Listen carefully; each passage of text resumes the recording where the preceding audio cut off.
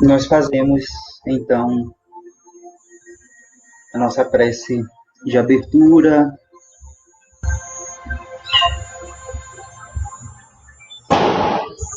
pedindo a presença do nosso Mestre Jesus, para que neste momento ele possa nos acolher, a cada um de nós, com um abraço afetuoso, de amor infinito, com energia de paz, com essa amorosidade que cura qualquer enfermidade, esse amor infinito de Deus para conosco, que nos preenche de paz, tranquiliza a nossa mente, traz leveza aos nossos corações. Esse abraço que eu convido cada um a receber. Sinta-se nesse momento acolhendo a esse Jesus, que é nosso irmão, que nos dá esse abraço fraterno. Abrace também a Jesus, como quem diz sim, como quem aceita, como quem acolhe esse amor infinito.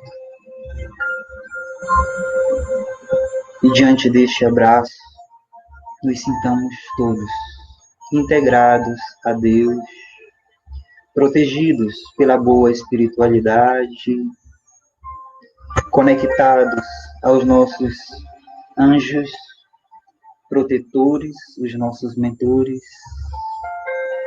abençoados e assistidos pelos mentores da Casa Fraterna Sonho de Bianca. Que este nosso encontro possa ser de fortalecimento para acender ainda mais a nossa luz interior, a nossa essência, a bondade, o amor que cada um de nós é lá no íntimo, em essência, integrados a Deus. Que assim seja. Então, vamos seguir aqui com essa imagem da abertura, né, esse abraço que certamente é o maior dos remédios, né? A cura para todos os males, né? Para as ofensas, para as humilhações, para o ódio, para a enfermidade, para o sofrimento mental, para o desequilíbrio emocional. Nada melhor que um abraço de alguém que nos compreenda, de alguém que nos acolha, né? De um ser que tenha um amor infinito, né? Misericordioso, que nos acolhe, nos entende sempre, independentemente dos erros que pelas nossas imperfeições e imaturidades nós ainda cometamos, né? Esse abraço carinhoso, amoroso, alegre, festivo, ele está sempre disponível, né? Isso é muito bom, né? Então, é nessa perspectiva, né, que nós vamos trabalhar os remédios que Jesus tem a nos oferecer. E que muitas vezes, pelo nosso egoísmo, né, por a gente estar neste planeta imerso a muitas ilusões, né, são muitos atrativos enganosos, são muitos prazeres efêmeros, né, são muitos sonhos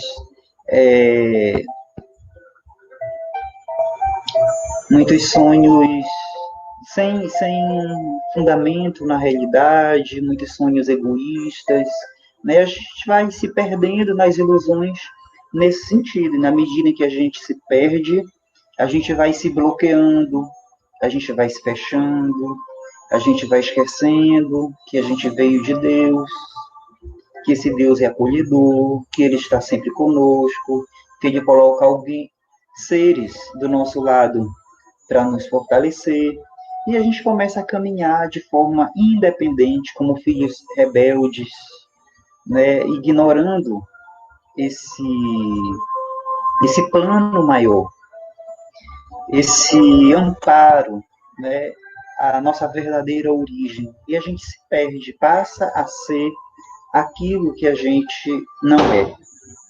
A gente passa a se enganar, a gente passa a viver enganado. E a nossa cura, a nossa libertação, esse abraço de integração, ele acontece nos remediando na medida em que a gente se liberta dessas ilusões. Então, hoje eu vou falar aqui de 7 remédios, né? Como que a gente pode, né, se libertar do ego, das ilusões, e descobrindo quem verdadeiramente a gente é, as nossas capacidades, né, de autocura, né, de nos protegermos, de fazermos a nossa evolução acontecer, o nosso crescimento acontecer. De não ficar esperando que o céu se abra e que venha um anjo fazer a gente crescer, fazer a gente despertar. Que a gente não fique à espera de alguém que apareça na nossa vida para fazer as coisas acontecerem, né, a nossa essência, que é grandiosa, se manifestar. Então, a nossa cura acontece na medida em que a gente descobre esse caminho para trazer quem a gente é de verdade para a nossa vida. Tirar o nosso ser, que é amorosidade e pureza, lá do nosso íntimo, lá do profundo, onde ele está escuro, talvez aprisionado, querendo se manifestar e não podendo, por causa das armaduras, por causa das resistências do nosso ego, dessa nossa ilusão que a gente pensa que é um ser independente, que a gente é só isso que a gente está vendo. Então, assim, nós vivemos realmente num planeta adoecido, e em função disso, nós, quando encarnamos, a gente vai se preenchendo nas coisas, nas ideias, no que esse planeta oferece, do estilo de vida que esse planeta oferece. Então, nossa alma está impregnada, né, por toda a cultura venosa, por toda a opressão que existe no planeta, todas as ideias equivocadas que estão postas no planeta, elas acabam sendo assimiladas por cada um de nós, de forma que todos nós estamos adoecidos. E aí, quando a gente vai falar de saúde, a gente pensa assim, Jesus oferece remédio, mas entre remediar e prevenir, o que a gente deve fazer? Qual é a ação principal? Prevenir ou remediar? Logicamente, né, que nós devemos ter ações preventivas, evitar a doença, não esperar a doença acontecer. Então, a prevenção ela é mais importante do que a medicação. Mas quando a gente já está doente, o que é mais importante? É a prevenção ou a medicação?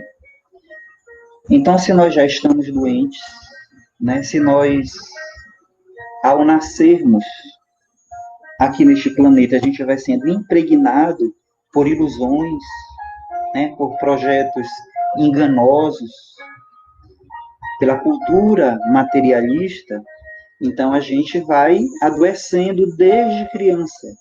Desde que a gente nasce, a gente vai se constituindo nessa cultura já doentes.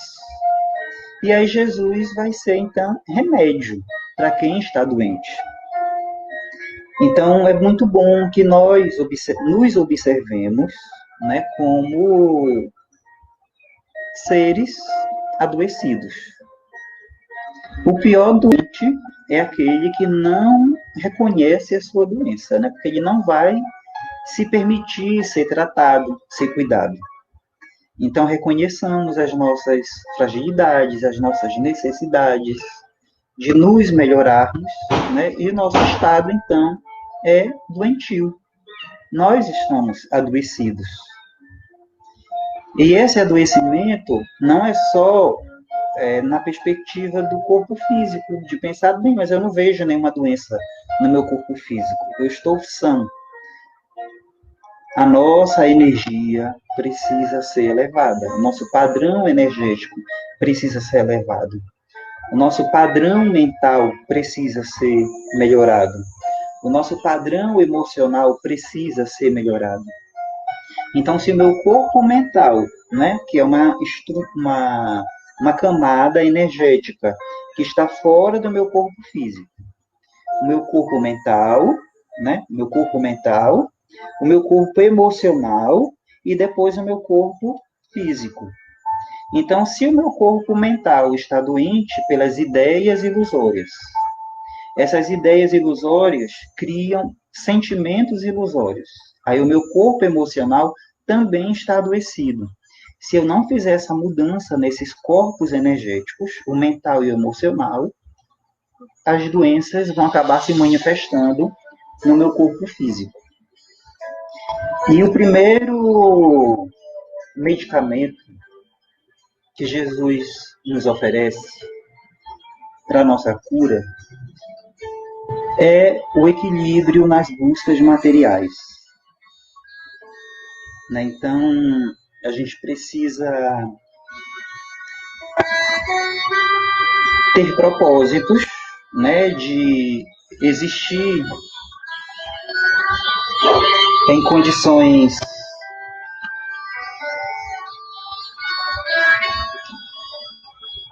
condições materiais dignas, né, mas sem pretensões tão materialistas, né, sem nos projetarmos de forma a pensar que nós só temos dignidade se nós tivermos muito dinheiro acumulado, se nós tivermos o melhor carro, um carro novo, a casa dos sonhos, né, com muita ostentação, né, sonhar com grandes aquisições materiais.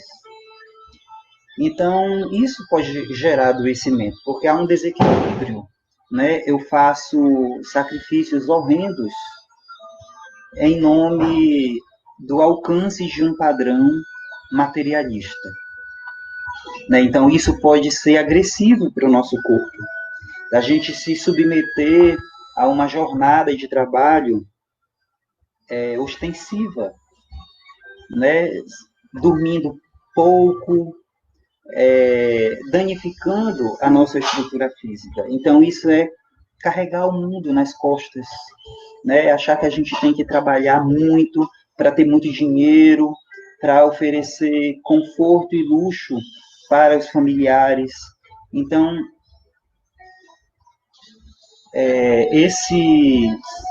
esse intento, né, esse desequilíbrio nas buscas materiais, se impondo cargas muito pesadas, vão gerar adoecimento na nossa estrutura óssea. Né? Vocês façam exercício, né, de lembrança, assim, vamos recordar pessoas que a gente conhece. Quem são as pessoas que a gente já ouviu reclamarem de dores nas costas? Problemas de hérnia, problemas, dores nas pernas, nas articulações. A gente vai ver que essas pessoas que sofrem, né, com essas dores todas na estrutura óssea, ósteo e muscular também. As pessoas que se queixam de dores musculares constantemente são todas pessoas que se sobrepõem uma carga muito pesada. Então, reconheçamos, né, a fragilidade do nosso corpo. O que a nossa estrutura comporta o que ela suporta. E não vamos colocar sobre ela pesos inadequados. Né? Então, a gente quer progredir materialmente, vamos fazer isso com leveza, né? A gente vai trabalhando, vai se planejando, mas respeitando os limites do nosso corpo, né? Guardando o tempo necessário para descansar, para dormir, para brincar, para se alimentar também de uma forma adequada.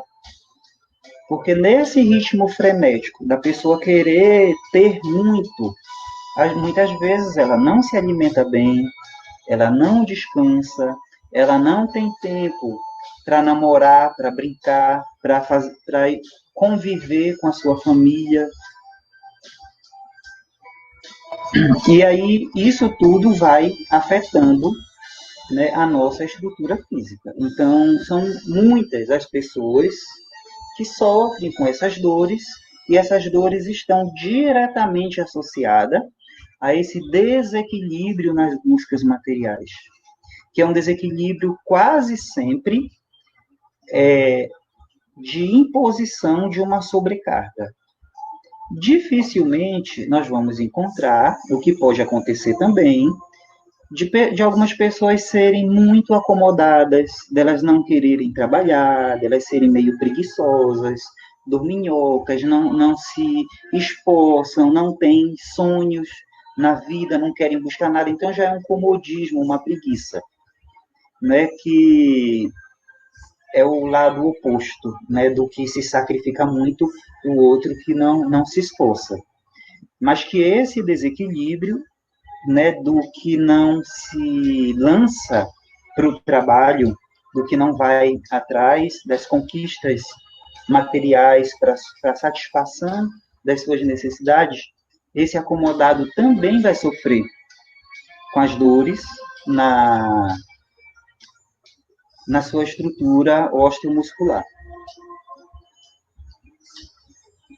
Então, vivamos esse equilíbrio nas nossas buscas materiais.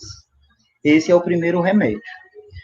O segundo remédio é viva bem o hoje. Né? Então, muitas vezes, nós deixamos de valorizar o momento presente. A gente mergulha num estilo de vida, né, em que a gente desloca a realização muito para o futuro ou muito para o passado. O que é isso? Né? A pessoa tem um estilo de vida em que ela está sempre dizendo, daqui a 2 anos a minha vida vai estar muito boa, porque eu vou estar fazendo isso, aquilo, outro. Ou daqui a 5 anos, daqui a 10 anos, a pessoa está sempre se vendo numa situação confortável no futuro.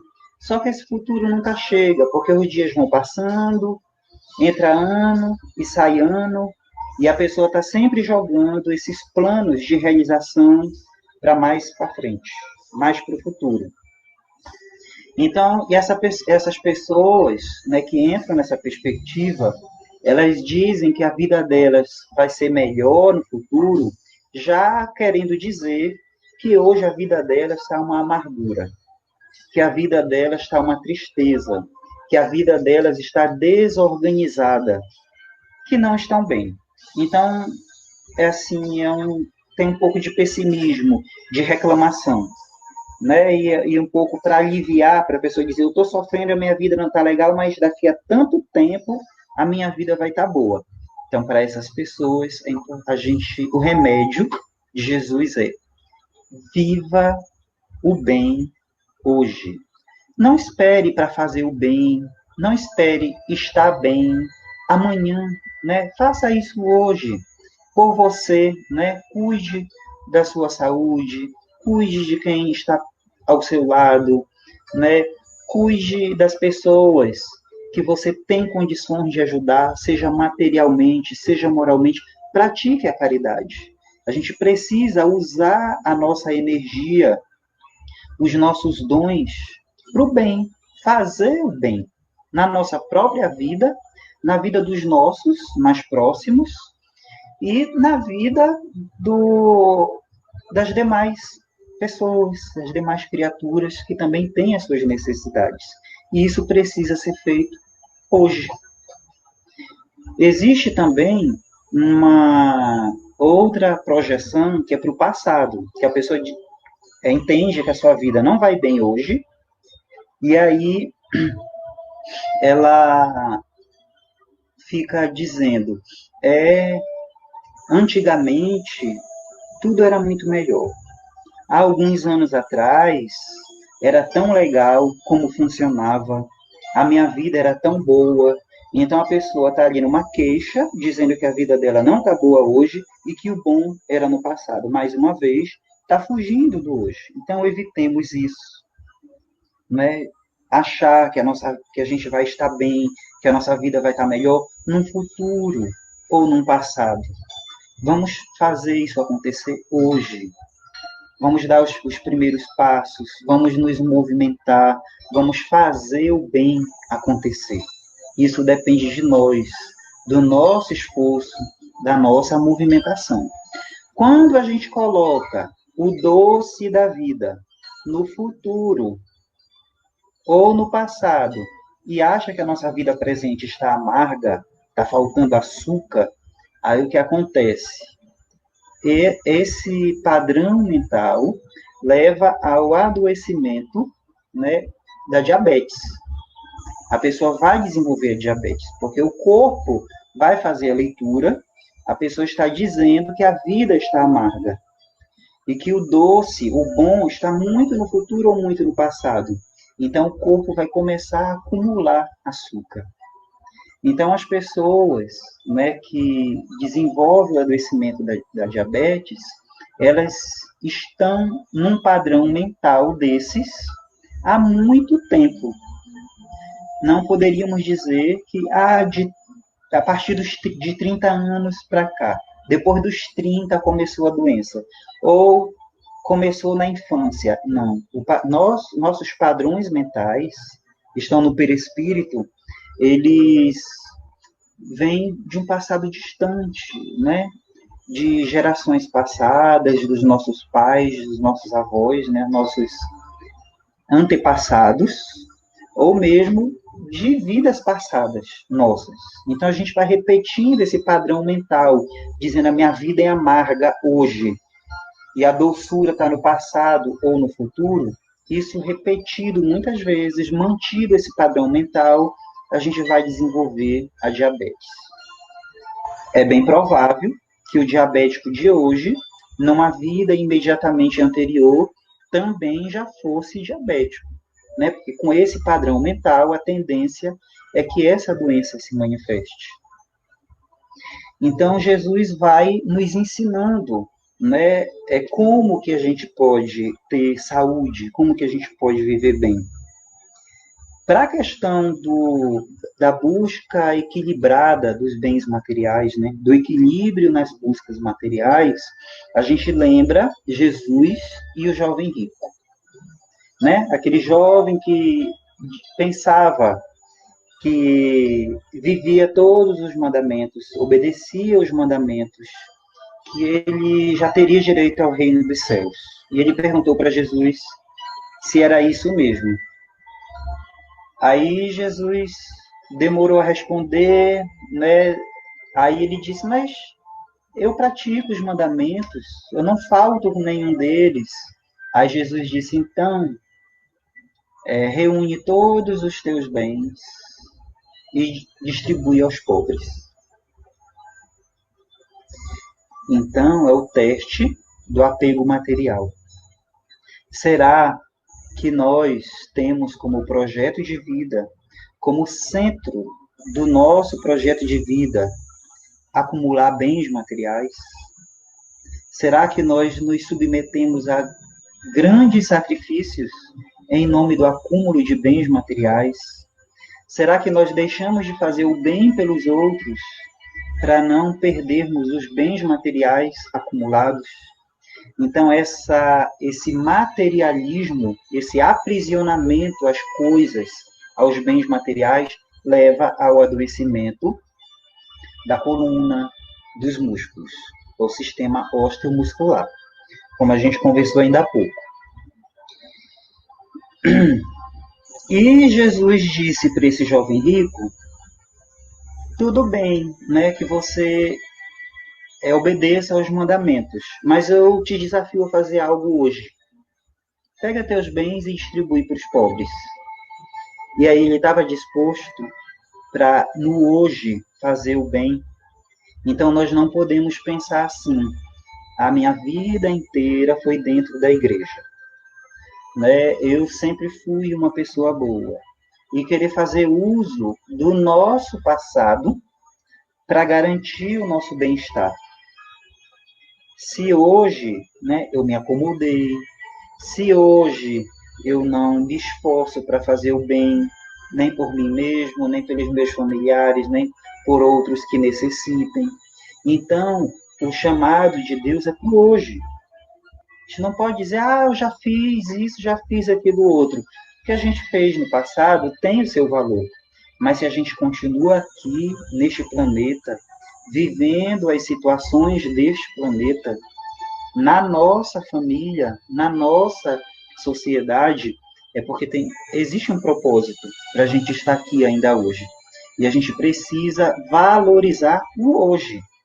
Fazer valer a pena o fato de eu estar hoje no planeta, de eu estar encarnado. Né? Sempre há um propósito. Quando não houver mais propósitos para nós estarmos aqui, aí a gente vai partir.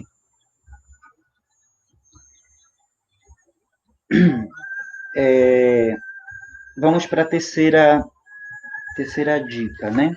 Terceiro remédio é adoce os laços familiares.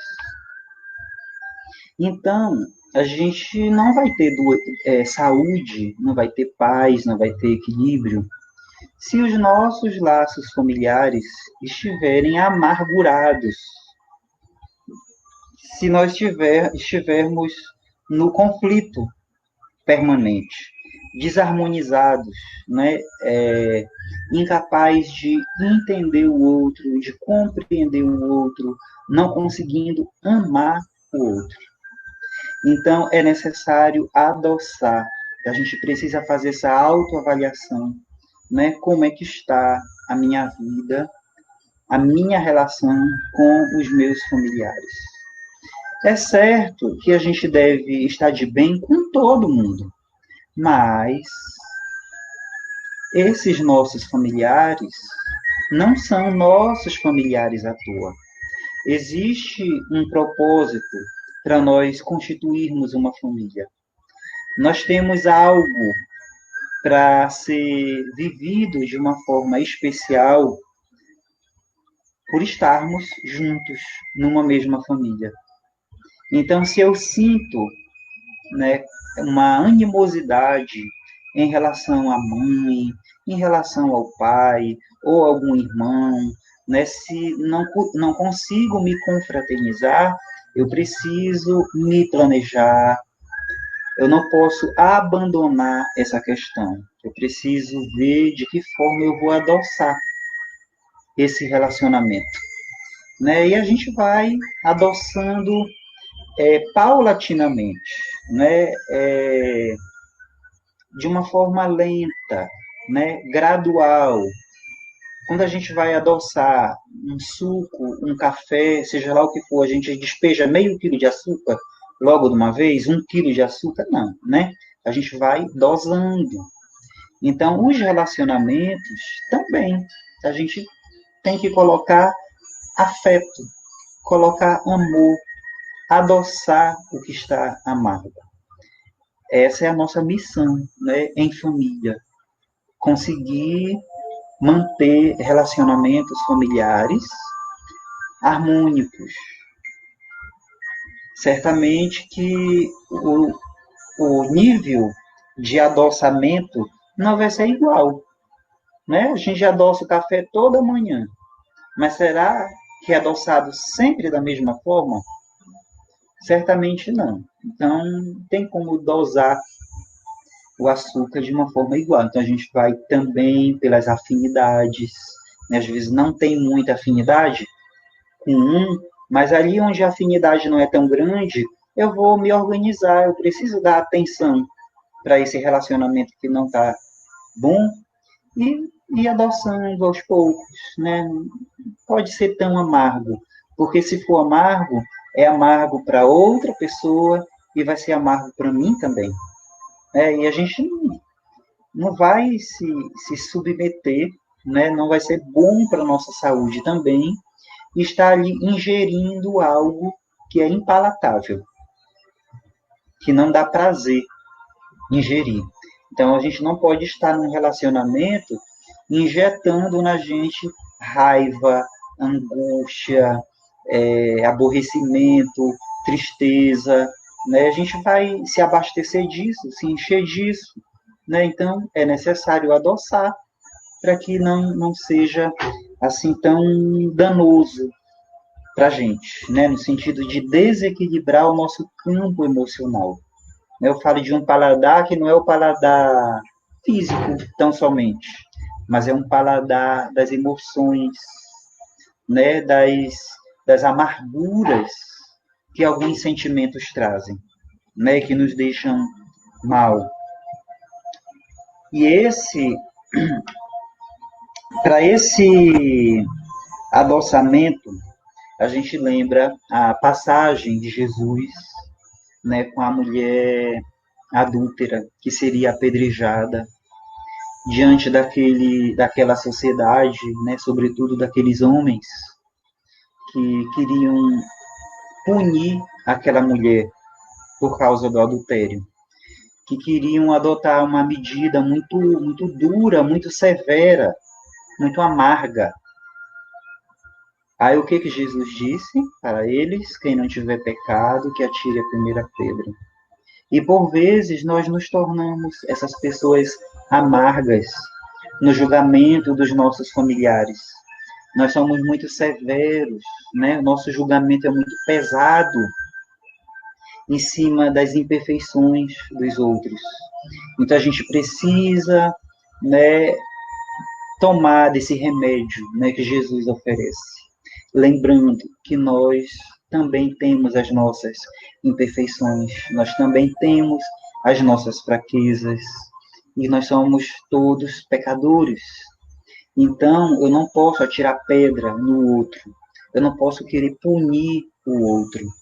E muitas vezes, né, as amarguras vão se cristalizando, né, vão se permeando nos relacionamentos familiares por conta desse jugo pesado, por conta dessa tentativa nossa de fazer o outro sofrer, ficando com a cara feia para ele, dando respostas grosseiras, né? Fica de mal, fica sem falar, dá as costas. Então, tudo isso é a gente plantando amargura num relacionamento que é nosso, né? Por conta de um julgamento que é punidor, que é punitivo. Eu quero punir o outro e fazer o outro sofrer. E, na verdade, isso que a gente tenta oferecer para o outro, a gente acaba consumindo também. A gente acaba sofrendo também por essa amargura cultivada nos relacionamentos familiares. Então, nos vejamos todos irmãos, né? Nos permitamos aprender com todos os nossos familiares, vamos ouvi-los. Quem ouve tem mais chances de ser ouvido. Quem cala e presta atenção para o que está sendo dito, quem acolhe o que o outro está apresentando, quem valoriza a contribuição que vem do outro, no dia que essa pessoa resolve abrir a boca para ajudar o outro também, ela vai ser mais bem aceita. Agora, se eu não ouço ninguém, se eu dou as costas quando estão falando, quando querem me dizer alguma coisa, eu não dou importância, eu não valorizo, no dia que eu quiser falar algo, eu vou ser ouvido? Então, é uma questão de empatia, né? A gente vai criando empatia, simpatia, é, desfazendo barreiras, desfazendo bloqueios, para que essa troca aconteça em família. Então, eu me mantenho aberto para que os outros me ajudem. E nesta postura de abertura, eu já estou preparando a abertura no outro também, para que ele me ouça. Então, o entendimento, a compreensão, as trocas em família acontecem na medida em que a gente não cria resistências nessa convivência, né? E entende que o outro, por ser nosso familiar, ele ele tem direitos, né, de se preocupar com a gente, de querer nos ajudar, né, de não aprovar uma atitude nossa, de estar preocupado e quer evitar o nosso sofrimento. Então, isso é próprio de quem se ama. Então, imaginemos uma família onde as pessoas são indiferentes umas às outras. Cada um faz o que quer, ninguém fala nada. Então, isso aí é hostilidade, né? Indiferença. Deixa que o outro se ferra, eu não estou nem aí. Então, essa é uma apatia, não é nem empatia, nem simpatia. É uma apatia, eu não estou nem aí para ti. Não é família. Porque o que caracteriza a família é o afeto de uns para com os outros. É o cuidado de uns para com os outros. Se a gente não permite o afeto, não permite o cuidado e é indiferente à vida do outro, não é família. Né? Então, adocemos e preservemos, né, as nossas famílias.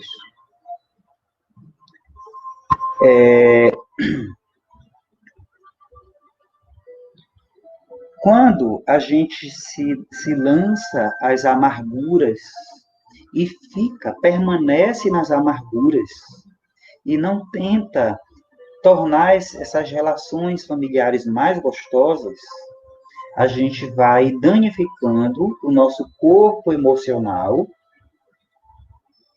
de uma forma que, no futuro, nós poderemos desenvolver doenças do tipo a infertilidade, a impotência sexual, a falta de libido, né, a falta de interesse sexual, ou um exacerbamento da nossa libido, do nosso interesse sexual. Então, os desajustes sexuais e o adoecimento do sistema reprodutivo, ele acaba se cristalizando no nosso corpo físico devido à falta de cuidado das emoções, das relações afetivas no âmbito familiar. Então, se alguém hoje, né, faz uma mãe sofrer muito, faz um pai sofrer, humilha um irmão, não busca harmonizar seus laços familiares, essa pessoa pode, né, se for alguém muito jovem, ele que tenha planos de ter filhos, pode ficar impedida, né, devido ao adoecimento do sistema reprodutivo. Ou no futuro, né, numa encarnação futura, essa pessoa pode vir impotente, pode vir fértil, né, por conta dessa falta de cuidados com as relações familiares. E a gente lembra aqui, né, dessa amargura, dessa falta de acolhimento que é emblemática no aborto, né? Quando um filho é impedido de chegar nessa família, né? E o aborto é uma das práticas de conflito com um familiar, de violência contra um familiar, que mais vai repercutir no nosso sistema reprodutor, né? E nas nossas habilidades, nas nossas necessidades sexuais, né? Então, pode-se sofrer muitas frustrações sexuais por conta dessa falta de acolhimento na família, não acolher o outro, né? Porque por vezes não aborta, mas aí vem aquela criança, vem sofrendo humilhação na família o tempo todo. Um irmão que odeia o outro, não aceita na família. Isso não deixa de ser ter uma tonalidade abortiva também, né? De você não permitir a presença do outro, não permitir que o outro faça parte da família, não ser acolhedor na família. Então, isso gera adoecimento, né? No corpo físico, por último, né? Mas a gente vai adoecendo inicialmente das emoções por conta dos nossos raciocínios equivocados, nosso padrão mental. Nós precisamos, né, estar em família. Vamos pensar no outro remédio aqui. Acolha pessoas sem posse. Então, como é esse acolhimento na família, né? Acolher um filho, né? Conviver com o irmão, conviver com os pais. Como é que eu acolho os membros da minha família? De uma forma amorosa, respeitando a liberdade do outro, ou eu estou ali na família tentando manipular os outros, tentando controlar os outros, querendo fazer dos outros meus bonecos de fantoche, querendo que os outros se submetam à minha vontade, pensando que os outros são coisa, que eu sou proprietário, né? Isso pode acontecer, um pai autoritário, né, que quer manipular, que quer controlar, que quer mandar na vida de todos, ele acha que ele é o chefe, ele é o que tem o poder, é ele que decide. Então, um autoritarismo que atropela, né, os sonhos de cada um, o projeto de vida de cada um, a missão de cada um, que foi dada por Deus e que ninguém pode atropelar. Então, os pais têm que ter um controle, né, do machismo, dessa forma de se colocar tão dura, porque não cabe a ninguém desrespeitar o que cada ser traz para ser vivido como missão. A gente tem que respeitar e ajudá-lo a descobrir. Pode ser um pai assim, pode ser uma mãe manipuladora também, né, que faz uso dos afetos, da chantagem emocional para submeter todo mundo, para submeter o marido, para submeter os filhos aos propósitos dela, né, do que ela deseja, o que ela quer realizar.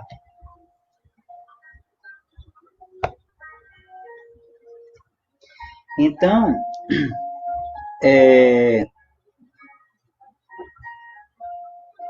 essa falta de acolhimento se dá pela manipulação. O que é acolher?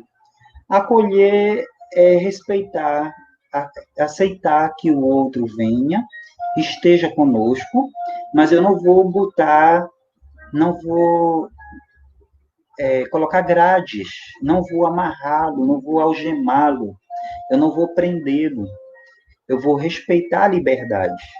Está comigo, faz parte da minha família, é meu filho, é minha filha, é meu irmão, estamos juntos, mas eu não tenho a posse sobre eles. Eles não são propriedade minha.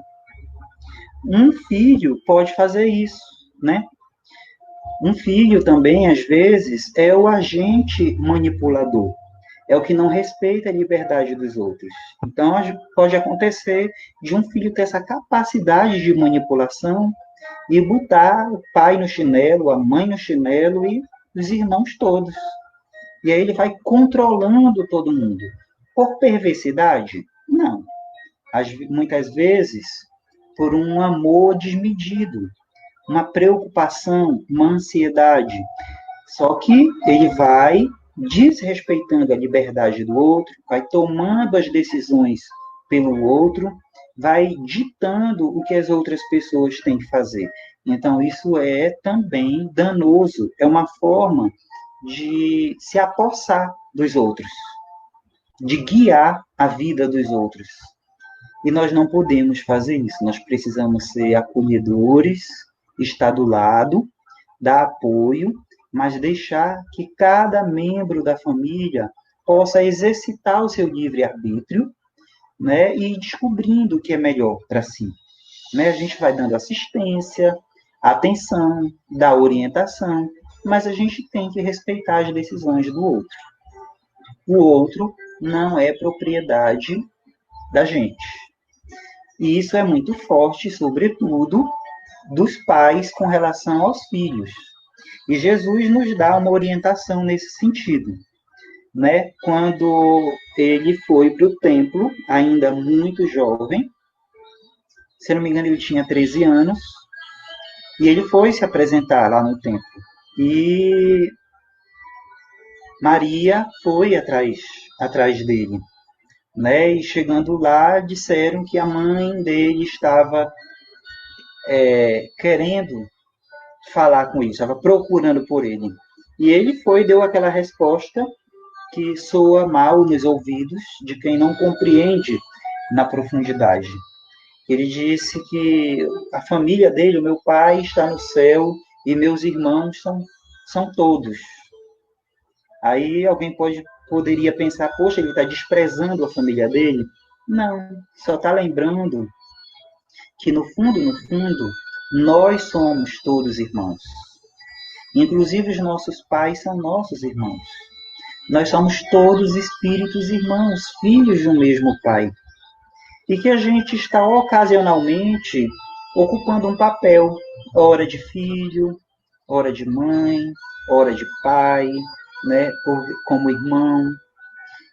E os papéis vão mudando, né? Hoje, né, eu tenho a imagem da minha mãe, numa encarnação futura, minha mãe pode ser meu filho, né? Então, é ilusória essa roupagem, essa casca que nós temos hoje de filho, de pai ou de mãe. No fundo, em verdade, nós somos todos irmãos. E era isso que Jesus estava dizendo, que o Pai era o único, era Pai de todos, e que nós somos todos irmãos. E que, portanto, um filho pode vir com uma bagagem para ajudar os pais e dar orientação para os pais. E a gente precisa abdicar, né, desse papel de ser o protetor, o cuidador, o que dirige, né? E se permitir a cada um que possam se ajudar mutuamente. Né? Um irmão mais novo pode ajudar o mais velho, né? Um irmão mais velho pode ajudar os pais, ou mesmo o mais novo também pode ajudar os pais.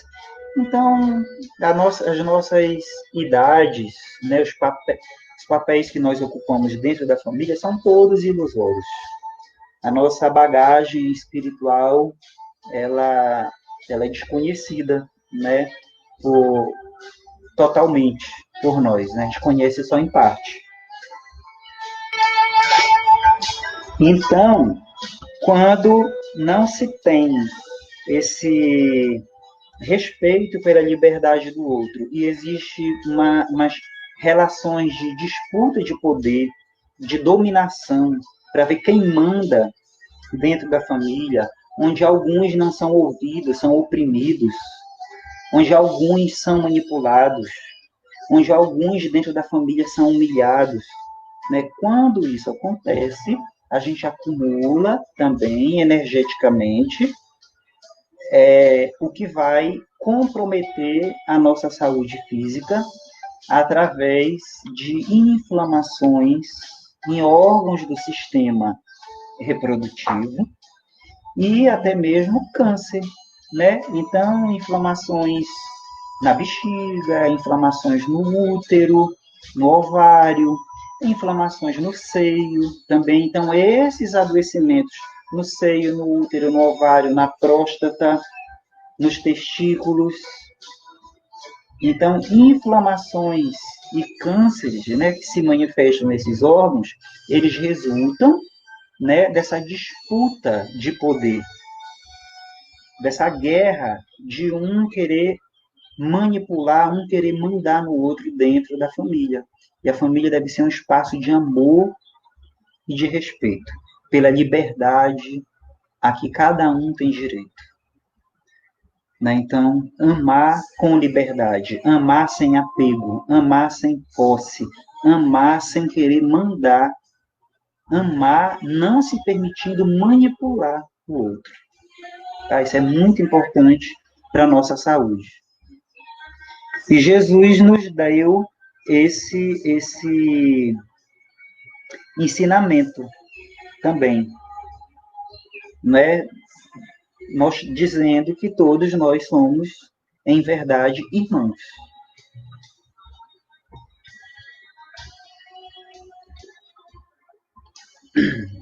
Liberte-se da condição de vítima, né? Então, por vezes, a gente vai se compreendendo como a vítima da história, né? Ah, eu venho de uma família onde meus irmãos eram todos muito amados, eram todos bem tratados. Não sei por que meu pai não gostava de mim, não sei por que a minha mãe não gostava de mim, eu não sei por que tinha uma irmã minha que me perseguia, ela não gostava de mim. E aí a pessoa vai contar a história dela, é a maior vítima do universo. É só sofrimento.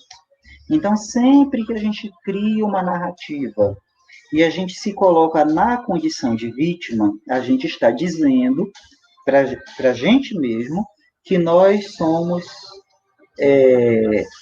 fracos, que nós não temos capacidade, que nós não temos poder para transformar a nossa própria vida.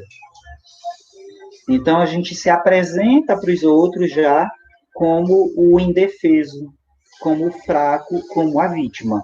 E isso, muitas vezes, esse entendimento, essa compreensão, acompanha a pessoa durante a infância, a vida adulta e vai embora, ela desencarna achando que ela era a vítima.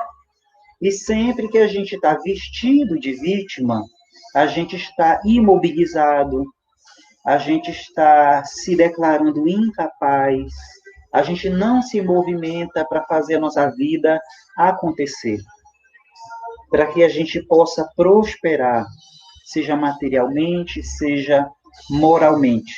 Principalmente, mais importante que prosperar materialmente, é a gente prosperar moralmente, prosperar espiritualmente.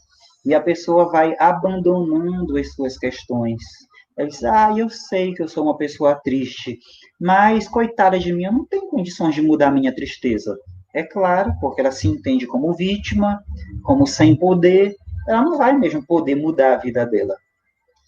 Eu acho que eu vou deprimir. Eu acho que eu não vou casar.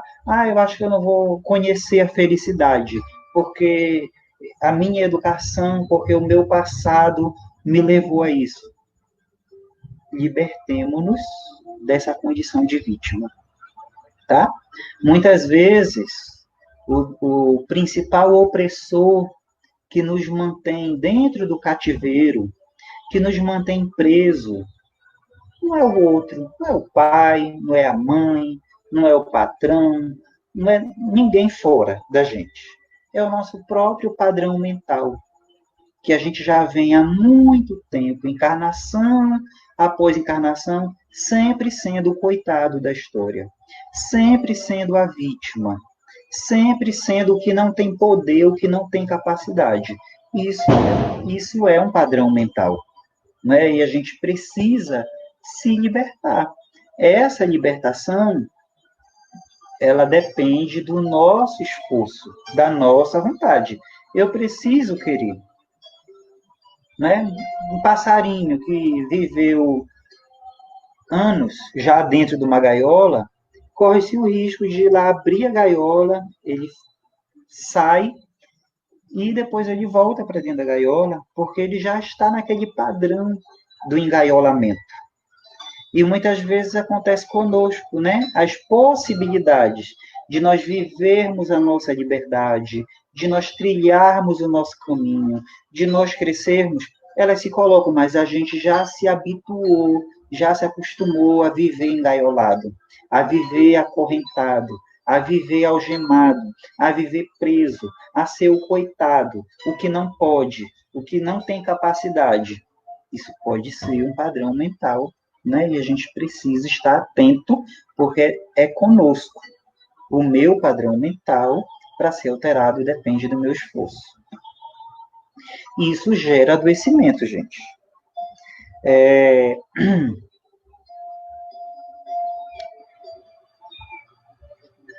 Jesus, qual a mensagem de Jesus, né, para quem está assim se sentindo nessa condição, se apequenando? Jesus deu várias demonstrações, escolhendo, confiando o seu projeto de libertação da humanidade, né, de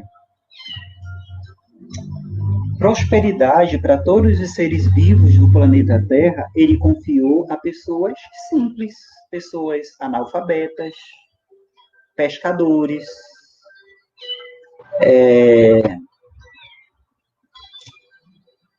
médicos, cobradores de impostos,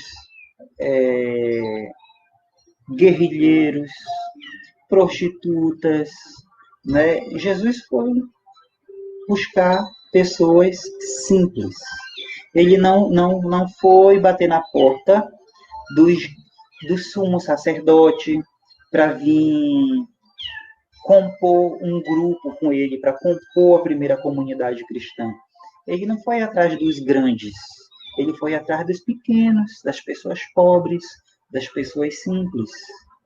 Então, isso deve servir de remédio para a gente, de medicação, para a gente pensar diante das nossas fragilidades, diante do que a gente sente em nós, que é muito pequeno, que é muito tímido, que é falta de poder, que é falta de força, que Jesus escolheu a estes para fazer a luz brilhar, para fazer o amor de Deus ser conhecido. Então, nós temos essa capacidade. E Jesus, muito embora a sociedade da época dissesse que aqueles que ele escolheu eram muito pequenos, Jesus enxergava a potencialidade.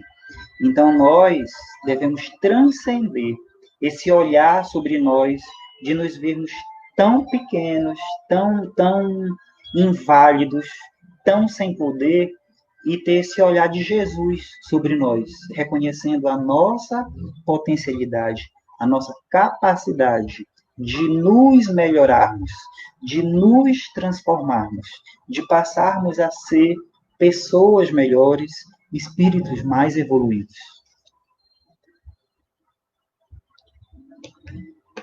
Então, gera adoecimento, né? Aquele padrão, deixa eu voltar lá, o padrão da vítima. Qual é o tipo de adoecimento que ele gera no nosso corpo físico? Pressão baixa, prisão de ventre, anemia. Vamos pensar. O ventre não está funcionando bem, né? O intestino não está funcionando bem, está lento, preguiçoso. A pessoa vai ter prisão de ventre. Como o intestino é preguiçoso, ele vai liberar poucos nutrientes para o sangue também. E aí a gente vai ter o adoecimento da anemia. A pessoa com esse intestino lento, anêmica, ela vai ficar mole, passos lentos, com falta de coragem, a pressão dela vai ficar baixa. Pressão baixa. Então, o vitimismo gera hipotensão arterial, prisão de ventre, anemia, né? E outras doenças que resultam desses quadros. Por um outro lado, né, nós vamos nós podemos também nos julgar superpoderosos, né? Não devemos nos julgar sem poder, mas também não devemos nos julgar superpoderosos. Nós não somos impotentes, sem poder, mas também não podemos nos julgar prepotentes, superpoderosos, onipotentes, né? Porque onipotente só Deus. E nós temos um poder moderado. O nosso poder, ele é um poder que está conosco, sobretudo para a nossa autotransformação. Eu posso destinar a minha energia, o meu poder para mudar a vida dos outros? Não. Eu posso tentar ajudar, orientar, dar uma dica, mas cada pessoa tem que fazer uso do seu poder pessoal. O meu poder pessoal tem que estar a serviço da minha autotransformação, do meu auto-melhoramento. E, por vezes, tem gente que abdica de fazer as melhoras acontecerem na sua vida, de se autotransformarem e começam a querer controlar a vida dos outros, né? Um controle violento, muitas vezes, como foi a história de Paulo, né, com Jesus. Que Paulo era um cidadão muito estudado, né? Estava sendo preparado para ser um grande sacerdote, tinha muito conhecimento religioso, tinha muito conhecimento da área do direito, tinha muito conhecimento político, e aí ele via aquele homenzinho simples, né, acompanhado de prostitutas, de pescadores, querendo dizer que era filho de Deus. Então ele, na sua prepotência, começou a perseguir os cristãos. Ele achava aquilo uma blasfêmia, uma ofensa contra Deus, então ele andava sobre o cavalo. E aí nasceu a figura de linguagem, né, de que o fulano caiu do cavalo. O que é cair do cavalo? É quando a pessoa pensa que é super poderosa e de repente ela desaba. E ela percebe toda a fragilidade dela. E foi o que aconteceu com Paulo. Ele perseguiu os cristãos até o dia em que esse poderio dele falso se desmoronou e ele caiu do cavalo.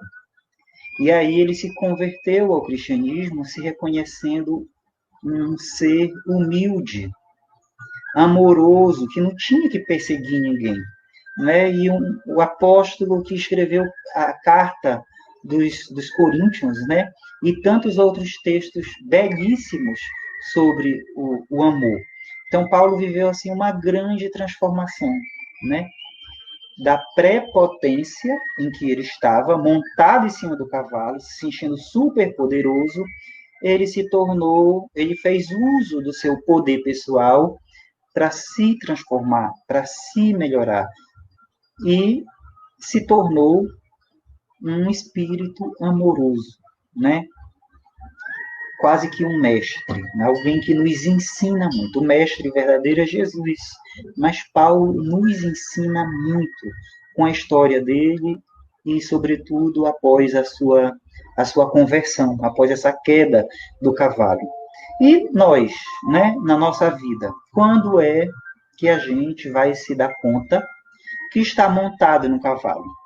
Que a gente não tem poder para perseguir ninguém, que a gente não vai controlar a vida de ninguém, que a nossa energia tem que ser destinada, sobretudo, para o nosso próprio melhoramento, sarar as minhas feridas, cuidar das minhas imperfeições, respeitar os meus limites, trabalhar esses limites para que eles sejam superados.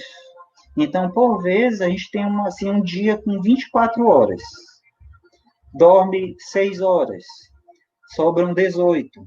E essas 18 horas de tempo, da hora que acorda até a hora que vai dormir, essas horas são consumidas muito mais no cuidado com os outros, na preocupação com os outros, no controle da vida dos outros, e a gente não reserva tempo nenhum para fazer uma leitura pessoal, para exercitar o autoconhecimento, fazer uma meditação, buscar o seu crescimento pessoal. Tem gente que abdica, né, desse cuidado de si e vive em função do controle da vida dos outros. Estão sob o cavalo, são prepotentes, né, e não vão descobrir as potencialidades amorosas, a pureza que eles realmente são, a boniteza que eles realmente possuem. Vão ficar ali no alto do seu cavalo, gritando, espumando, brigando com os outros, descontrolado, fala todo se tremendo, espumando, bota a língua para fora, né? Chama palavrão, é agressivo, não respeita ninguém, apelida os outros, né? A pessoa é ofensiva, horrível, horrível.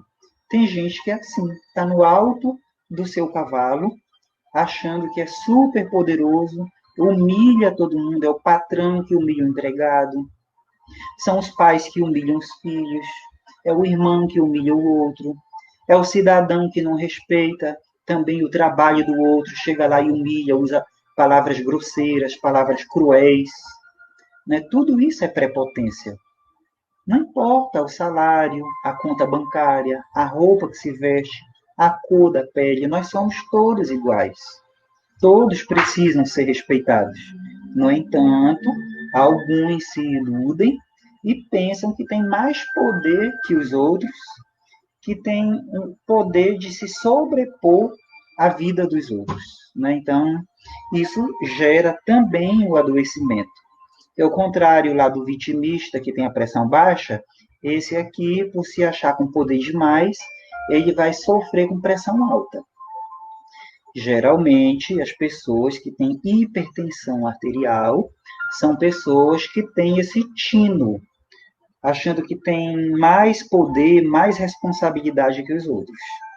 Tem mania controladora, né, de controlar a vida dos outros. Se julgam mais sábias, mais orientadas, mais inteligentes que os outros. A hipertensão arterial vai ter uma sensibilidade gástrico-intestinal, né, que pode gerar também prisão de ventre, mas, sobretudo, ali umas diarreias, né, problemas de gastrite, refluxo, né, são problemas gástricos intestinais que vão se colocar na vida de quem está assim, se julgando com poder demais. E também uma certa agressividade, né, que compromete a saúde vascular. Então, assim, a pessoa ela tem um temperamento elevado, ela se julga super poderosa, ela perde a cabeça, ela grita, então ela fica agressiva, vai ter um comportamento agressivo, e em função de estar recorrentemente aborrecida, gritando, né, com aquela tensão muscular, ela vai desenvolver problemas cardiovasculares, né?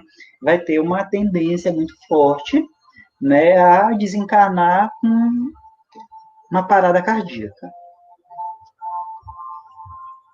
Então, são padrões mentais, né, que afetam a nossa saúde emocional e que vão gerar sempre o adoecimento do nosso corpo físico. Então, o nosso adoecimento, ele resulta das nossas ações, do nosso padrão mental. E Jesus, com suas orientações morais, toda a orientação que Jesus nos dá é medicamentosa, no sentido de nos harmonizar, no sentido de iluminar as nossas ideias, de nos libertar das ilusões da Terra e de nos fazer percebermos como seres amorosos, luminosos, seres puros, capazes de perdoar, de viver o amor, de estar em harmonia. Quando a nossa mente, os nossos sentimentos estão curados, estão bem tratados, bem medicados e a gente desenvolve todas as ações preventivas também ao adoecimento, nosso corpo físico vai agradecer, né? Será mais pleno. E, então, o sétimo remédio é ponha amor sobre as feridas. Então, sempre que a gente perceber, né, que existe uma dor, existe um sofrimento, existe uma imperfeição, existe um erro que nós praticamos ou que o outro praticou. Diante dessas mazelas todas, sobre essas feridas, não nos cabe, né, e cutucar, alfinetar, espetar, esgarçar a ferida, né? Ela precisa de amor, ela precisa de cuidado. Então, sempre que nós percebermos uma fragilidade nossa, não alimentemos sentimentos de culpa, não nos menosprezemos.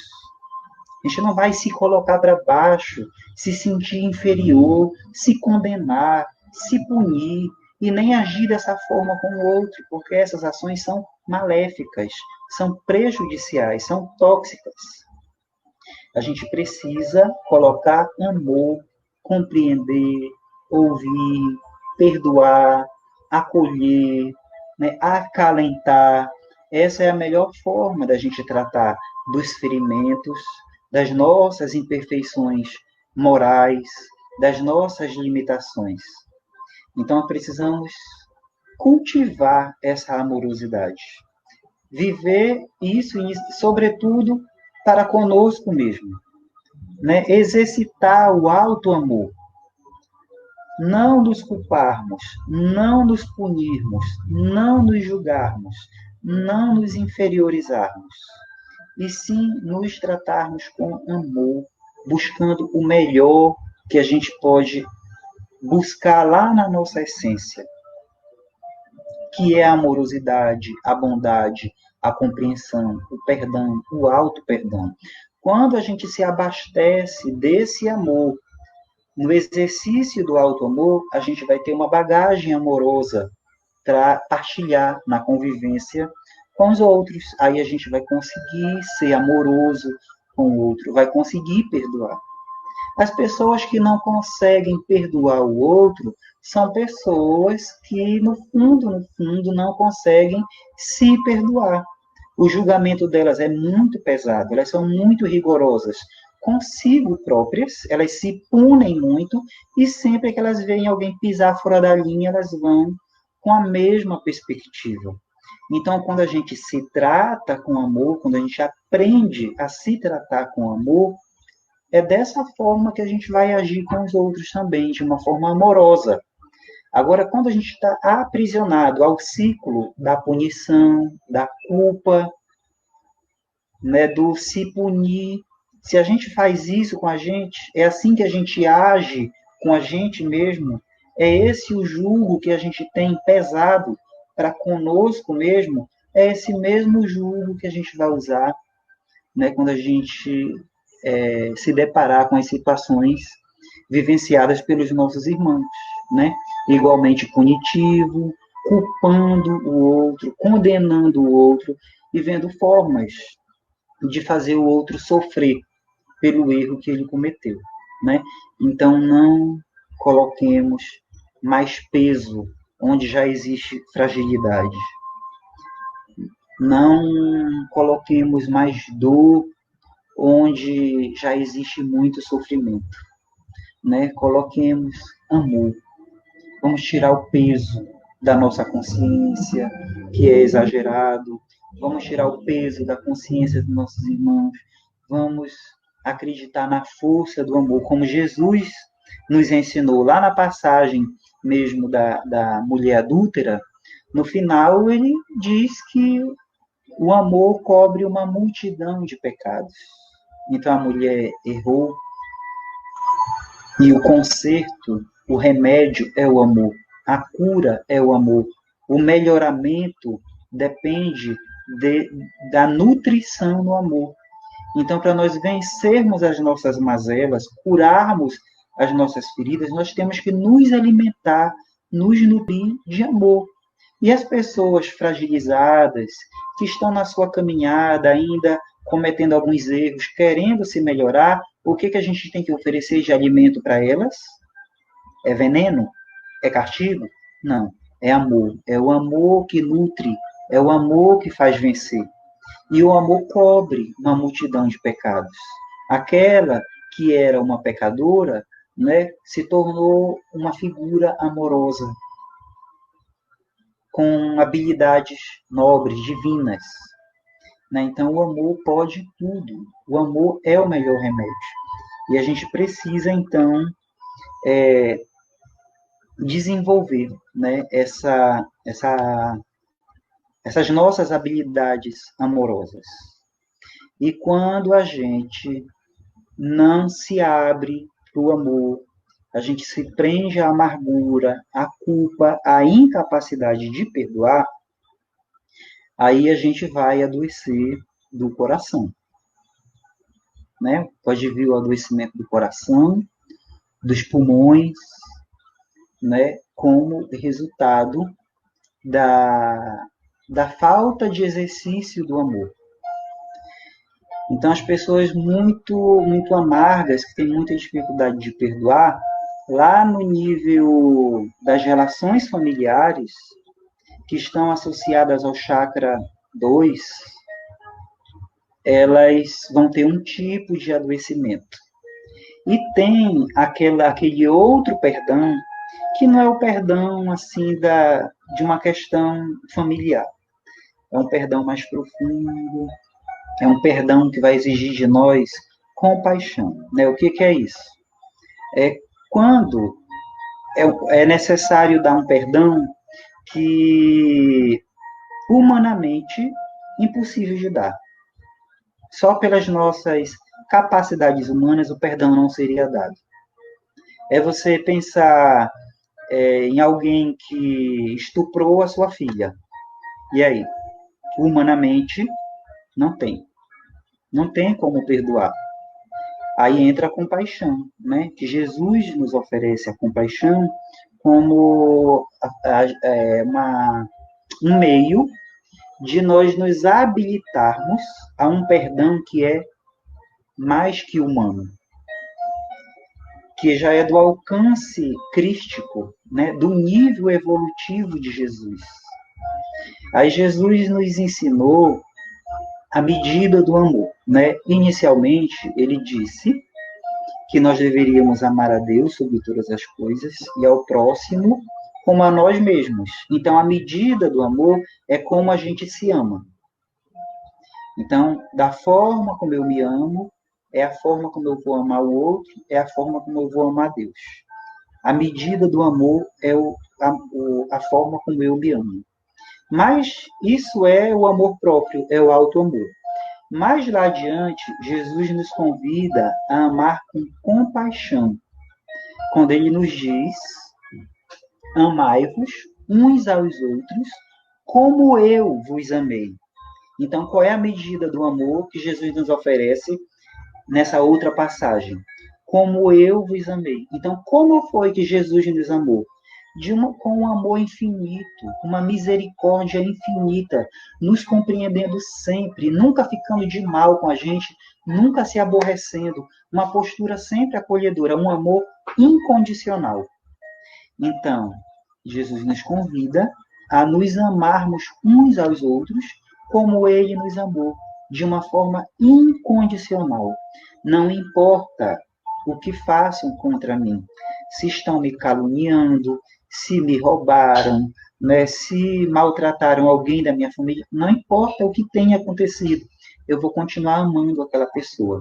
Isso, humanamente, havemos de reconhecer que é desafiador e é muito difícil, mas é possível quando nós nos unimos a Jesus, quando nós conseguimos entender os propósitos de Jesus, quando nós conseguimos fazer uso desse remédio oferecido por Jesus. Então, é assim, desafiador, mas reflete um salto evolutivo, né? A gente cresce muito quando a gente desenvolve essa capacidade de amar como Jesus. É impossível amar como Jesus? É desafiador. Mas quando a gente atinge esse nível, né, de perdoar o outro, de compreender o outro, de amar o outro como Jesus nos amou, aí é algo sublime, né? É a vivência do amor incondicional, que nós estamos, né, engatinhando, né? Nós estamos percorrendo esse caminho. Estamos no meio do caminho, talvez, ou no início do caminho, mas o importante é que nós tenhamos consciência do desafio ou do convite que Jesus nos fez, né? Que é de vivermos esse amor incondicional, esse amor que é de compaixão, né? É a paixão de Jesus, é o amor de Jesus, compaixão. Então não é algo meramente nosso, medido humanamente por humanos, mas é algo que é dado na medida de Jesus, que é um espírito crístico, evoluído, e que nós todos chegaremos lá. Nós todos amaremos como Jesus nos ama. Nós todos seremos capazes de perdoar quem cometeu erros, né, terríveis. Nós chegaremos lá. Uns levarão um pouco menos de tempo, outros levarão mais tempo, mas o que importa é que todos chegaremos lá e nós temos a eternidade, né, com várias oportunidades para nos melhorarmos. E sabendo onde nós queremos chegar, para onde nós vamos, né, o nosso caminho fica mais fácil de ser percorrido. Né? Quem não sabe para onde vai ter uma dificuldade maior de percorrer o caminho. Como a gente caminha para amar como Jesus nos amou, né, a gente tem essa clareza maior, esse entendimento. E deve se trabalhando, se permitindo, acreditando na nossa capacidade. A gente não pode dizer, mas eu nunca que eu vou conseguir, nunca que eu vou ser assim. Não podemos, né? Eu vou chegar lá. Eu estou me esforçando. Também não é só mentalizar, eu vou chegar lá, e no dia a dia não se esforçar, não fazer, não aproveitar as oportunidades para ir se melhorando aos poucos. Nós chegaremos lá, sim, para onde Jesus nos convida, para amar incondicionalmente, mas passo a passo, crescendo gradualmente, sempre através do nosso esforço próprio. O tempo por si só não garante a nossa evolução. Uma pessoa numa encarnação pode ter 10 anos, um grau de maturidade, aos 20 anos o mesmo grau de maturidade de quando tinha 10, aos 30 anos o mesmo grau de maturidade de quando tinha 10. Por quê? O simples passar dos anos não nos garante maturidade. A maturidade depende do nosso esforço, da gente querer crescer. E entre uma encarnação e outra, tanto faz viver 50 encarnações sem se esforçar, né? Ou 5 encarnações sem se esforçar. Vão estar estagnados da mesma forma.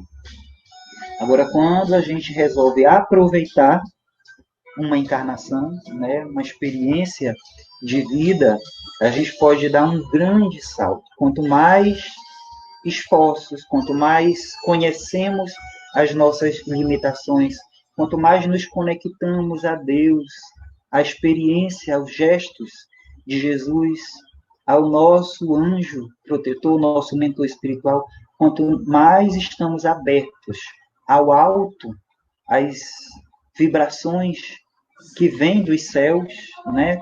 Que vêm daqueles que já têm mais maturidade que nós, quanto mais nos abrimos a isso, mais nós crescemos. E essa abertura, ela é construída por nós pela meditação, pela oração, pela honestidade nos nossos diálogos conosco mesmo e com Deus. Então, nós temos do outro lado, aqui do nosso lado, para dialogar conosco, seres abertos, né, disponíveis, que desejam muito o nosso crescimento, o nosso melhoramento.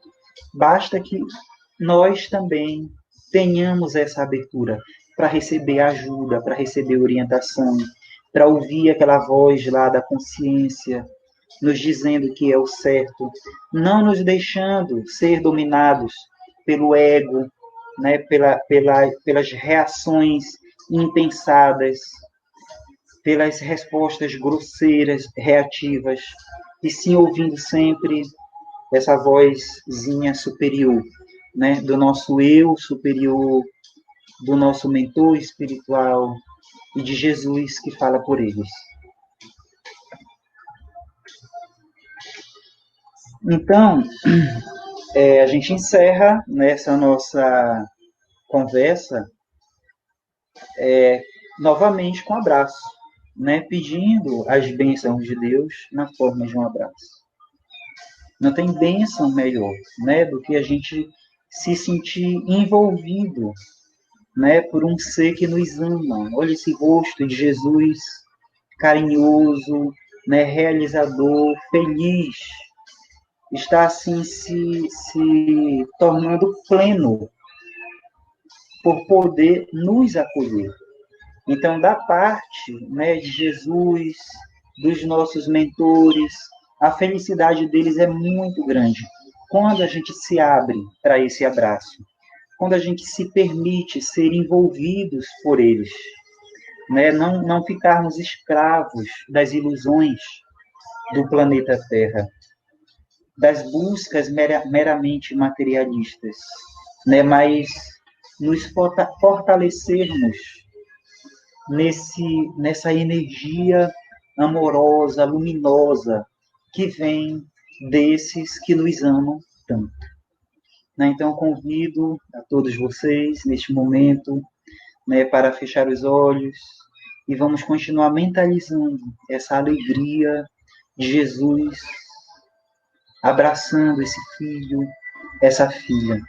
Né, e vamos sentir que somos nós, com as nossas imperfeições e com as nossas potencialidades, tendo através deste abraço amoroso, um amor incondicional, misericordioso, de compaixão, que entende as nossas limitações e acende a nossa luz interior, que amplia a nossa capacidade de amar, que torna os nossos sentimentos mais leves, que ilumina os nossos pensamentos para que nós enxerguemos a vida com clareza, sem ilusões, para que nós nos sintamos seres amorosos. Nós somos amor nos nossos relacionamentos conosco mesmo, com os nossos familiares, na sociedade. Nós podemos refletir amor, iluminar o caminho dos outros. Nós somos luz, nós somos luz, nós somos pureza. E assistidos por Deus e por esses irmãos do plano superior, a cada dia nós seremos mais plenos. Nós difundiremos mais amor, mais luz.